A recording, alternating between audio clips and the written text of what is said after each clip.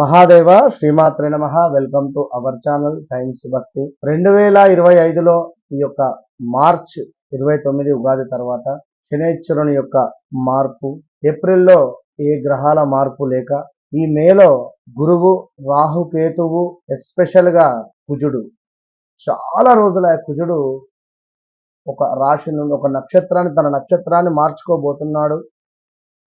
సింహరాశిలోకి enter కాబోతున్నాడు ఇట్టి కుజ భగవానుడు. మరి కుజ భగవానుడు మరియు కేతువు సింహరాశిలోకి రాబోతున్నాయి. సో మరి రాహు వచ్చేసి కుంభానికి వెళ్ళబోతున్నాడు.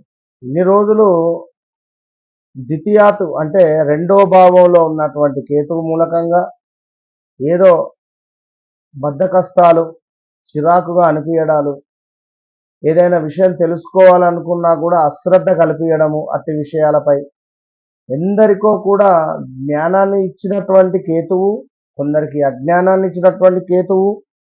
మరి రాహు మూలకంగా గత సంవత్సరంన్నర నుండి కూడా ఎంతో లబ్ధి పొందినటువంటి వారు ఈ బెట్టింగ్ యాప్స్ కావచ్చును, ఇలాంటివన్నీ కూడా ఈ సంవత్సరంన్నర లోపే అన్ని జరిగిపోయాయి. ఓడలు బండ్లు, బండ్లు ఓడలు.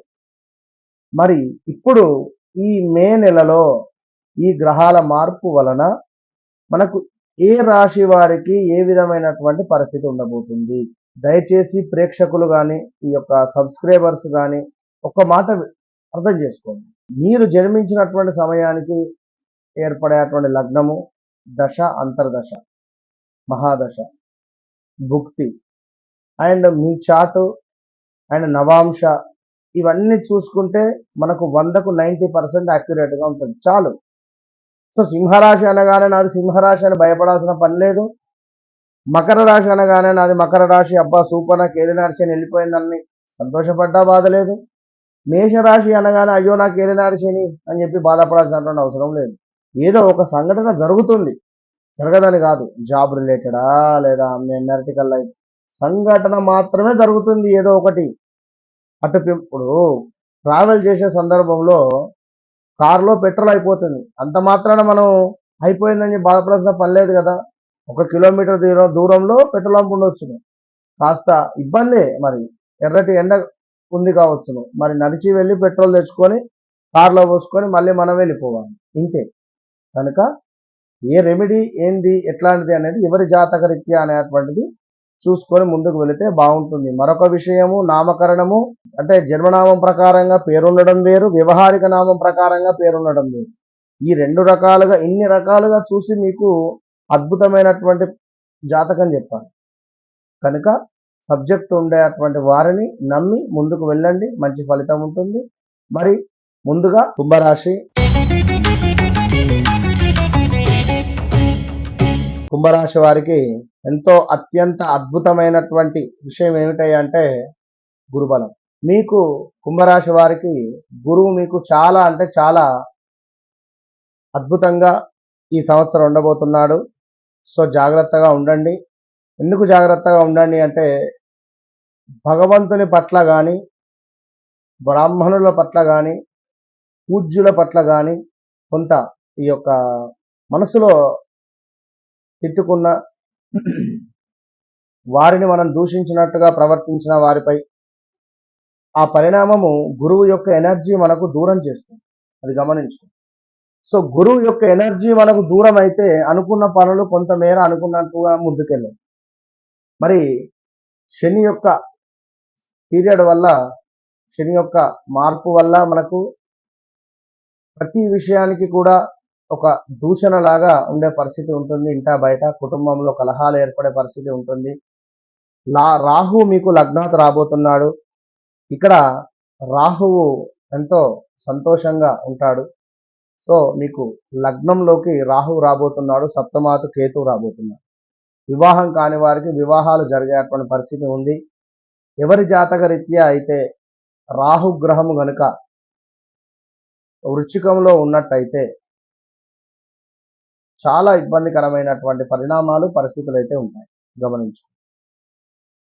ఇక్కడ ఇంకను లగ్నాత్ రాహు గనుక కొంతమేర ఎక్కువగా కూడా కుంభరాశి వారికి వివాహాలు జరిగినప్పటికీ కూడా భార్యాభర్తలలో నెగిటివ్ ఇంపాక్ట్ ఉంటుంది. మాట పట్టింపులు కానీ కొంతమేర ప్రతి విషయానికి కూడా ఇది చేస్తేనే ఇది అవుతుందా అనే విధంగా ఒక క్వశ్చన్ మార్క్ ఉండే పరిస్థితి ఉంటుంది. సో గోచారంలో రాహు మారినప్పుడు కుంభంలోకి వచ్చినప్పుడు ఇక ఎవరైతే కుంభరాశి వారు ఉన్నారో అబద్ధాలు కానీ అసత్యాలు కానీ అదేవిధంగా కొంత ఈ యొక్క చెడుకు సంబంధించినటువంటి పనులకు దూరంగా ఉండండి. ఎందుకంటే లగ్నాత్ రాహు రావడం వల్ల రాహు అంటేనే మనకు మత్తుకు అధిపతి, మత్తుకు పానీయాలకు. సో డ్రగ్స్ రిలేటెడ్ కానీ ఇలా కొంతమేర మత్తు పదార్థాలకు రాహువు గనుక ఆ వ్యసనాల వైపు మనసు వల్లే పరిస్థితి కూడా ఉంటుంది కనుక కుంభరాశికి సంబంధించినటువంటి పిల్లలు ఎవరైతే ఉన్నారో మరి తల్లిదండ్రులు వారిని కాపాడుకోండి, వారిని కనిపెడుతూ ఉండండి, తప్పకుండా కూడా వారిని కనిపెడుతూ ఉండండి. ఇక ఈ కుంభరాశి వారికి సంబంధించి అన్ని పనులు అన్ని విధాలుగా కూడా అనుకున్నటువంటి విధంగా ముందుకు వెళ్ళబోతున్నాయి. ఈ యొక్క 15వ తారీఖు తర్వాత నుండి చాలా బాగుంది. కానీ మరలా గురువు 4వ భావానికి వస్తాడు మనకు ఎప్పుడు అంటే ఆ యొక్క అక్టోబర్ నవంబర్లో. గురువు యొక్క వక్ర దృష్టి వల్ల మంచిగా ఉండేటువంటి ఇప్పుడు ఏకదం ఒక 100 స్పీడ్లో వెళ్ళేటువంటి కారు హ్యాండ్ బ్రేక్ వేస్తే ఏ విధంగా స్ట్రక్ అయిపోయి ఆగిపోయి రౌండ్ తిరుగుతుందా లేదా ఎగిరి పడుతుందో కారును బట్టి ఆ విధంగా జరుగుతాయి. కనుక ఇప్పటి నుండే జాగ్రత్తగా ఉండండి, చాలా జాగ్రత్త. ఏ పని చేసినా చాలా సీక్రెట్గా పని చేసుకోండి, ఎవరికి చెప్పకండి. నలుగురికి చెప్పడం వల్ల ఇంకా ఇంకా మీపై నర దృష్టి అనేటువంటిది పెరగబోయే పరిస్థితి ఉంది చాలా. అదేవిధంగా విదేశీ ప్రయత్నాలు జరగబోతున్నాయి. దీంతో పాటుగా సంతానం కాని వారికి ఖచ్చితంగా సంతాన యోగం అయితే ఉంది.